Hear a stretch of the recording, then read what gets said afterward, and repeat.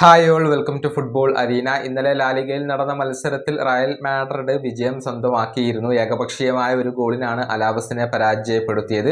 Camavinga നേടിയ ഗോളാണ് അവർക്ക് വിജയം സമ്മാനിച്ചത്. എന്നാൽ ഏവരെയും ഞെട്ടിച്ച കാര്യം കിലിയൻ എംബപ്പേക്ക് സ്ട്രൈറ്റ് റെഡ് കാർഡ് വഴങ്ങേണ്ടി വന്നു എന്നുള്ളതാണ്. അതായത് മത്സരത്തിന്റെ ആദ്യ പകുതിയിലായിരുന്നു ഈ ഒരു സംഭവം.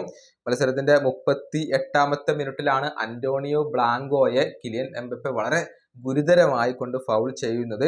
അതേ തുടർന്ന് അദ്ദേഹത്തിന് റെഡ് കാർഡ് ലഭിക്കുകയും പിന്നീട് 10 പേരെ വെച്ചുകൊണ്ടാണ് റയൽ മാഡ്രിഡ് കളിച്ചിട്ടുള്ളത്. എത്ര കാലം ഈ ഒരു താരത്തിന് സസ്പെൻഷൻ മൂലം പുറത്തിരിക്കേണ്ടി വരും എന്നത് ആരാധകർക്ക് അറിയേണ്ട കാര്യമാണ്. ഒരു മത്സരം മുതൽ 3 മത്സരം വരെ കിലിയൻ എംബപ്പേക്ക് പുറത്തിരിക്കേണ്ടി വരും എന്നായിരുന്നു ആദ്യം പുറത്തേക്ക് വന്ന റിപ്പോർട്ടുകൾ. പക്ഷേ ഇപ്പോൾ സ്പാനിഷ് മാധ്യമമായ പാർട്ടിഡാസോ കോപ്പെ ഇതുമായി ബന്ധപ്പെട്ടുകൊണ്ട് ഒരു റിപ്പോർട്ട് പുറത്തുവിട്ടിട്ടുണ്ട്.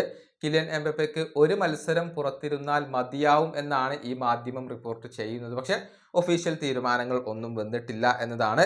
ഇതോടൊപ്പം എടുത്തു പറയേണ്ട മറ്റൊരു കാര്യമുണ്ട്. മത്സരശേഷം അന്റോണിയോ ബ്ലാങ്കോയോട് ആ ഒരു ഫൗളിന്റെ പേരിൽ കിലിയൻ എംബപ്പെ മാപ്പ് പറഞ്ഞിട്ടുണ്ട്. തന്റെ ഭാഗത്ത് മിസ്റ്റേക്ക് പറ്റി എന്ന കാര്യം കിലിയൻ എംബപ്പെ പറഞ്ഞിട്ടുണ്ട്.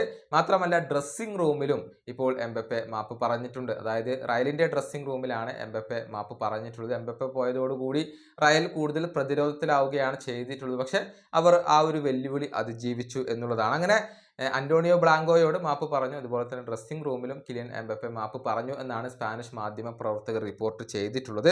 ഏതായാലും റയൽ മാഡ്രിഡിനെ സംബന്ധിച്ചിടത്തോളം അടുത്ത മത്സരം ആഴ്സണലിനെതിരെയാണ്. അത് ചാമ്പ്യൻസ് ലീഗ് മത്സരമാണ്. ആ മത്സരത്തിൽ എംബപ്പേക്ക് കളിക്കാം.